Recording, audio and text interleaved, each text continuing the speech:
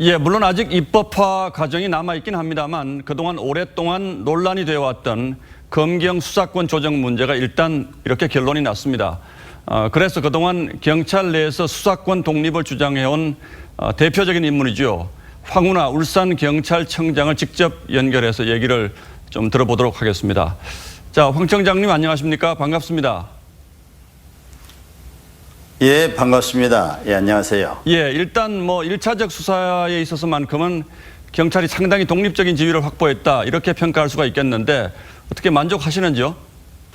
예, 만족스럽진 않지만 그래도 큰 의미를 부여할 수 있을 것 같습니다. 예. 제가 생각할 때 의미가 부여될 수 있는 부분은 협력 관계라고 생각합니다. 즉 경찰과 검찰이 오랜 기간 갈등과 반목을 국민들께 보여드리면서 참 죄송한 마음이었는데요. 예. 이러한 갈등과 반목이 이제 종식되고 경찰과 검찰이 상호 존중의 협력 관계로 전환된다는 것은 우리 형사사법제도의 역사에 있어서 획기적인 사건이고 큰 의미를 부여하지 않을 수 없습니다. 예, 그런 측면에서는 대단한 의미를 부여하고 싶습니다만 또 미흡한 부분도 없진 않습니다. 예, 그러면 황 청장님이 생각하시는 미흡한 부분은 어떤 부분들입니까? 이 검찰의 과도한 권한을 덜어내는 것이 이 검찰 개혁의 본질이라고 볼 수 있겠습니다. 예.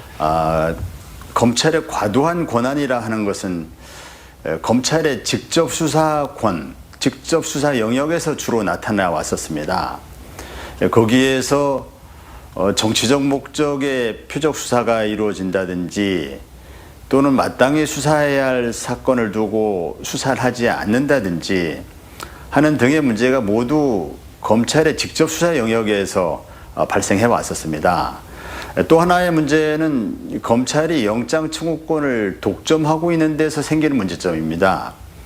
검찰이 영장 청구권을 독점함으로써 경찰의 수사를 회방하거나 또는 경찰의 수사를 무기력하게 만들거나 하는 부분이 큰 폐단으로 지적돼 왔는데요. 이번에 조정안을 보면 검찰의 직접 수사 권한이 이전과 사실상 다를 바 없이 그대로 남아 있습니다. 뭐 미흡하다는 반응이신데 그럼에도 불구하고 검찰 내부 분위기를 저희가 취재해 보니까 상당히 이제 격앙돼 있다 이런 얘기도 있고요. 또 꼭 검찰이 아닌 일반 시민들 관점에서도 경찰의 힘이 너무 비대해지는 것 아닌가 하는 우려가 있는 것도 사실입니다. 여기에는 동의하시는지요?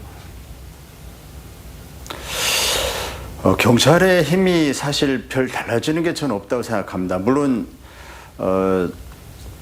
뭐 경찰의 힘이 이전과 조금 변화가 있을 수 있겠습니다만은 그러나 그 경찰권 비대화 우려를 제기할 정도로 그렇게 경찰 권한이 달라지진 않는다고 봅니다. 예. 그것은 여전히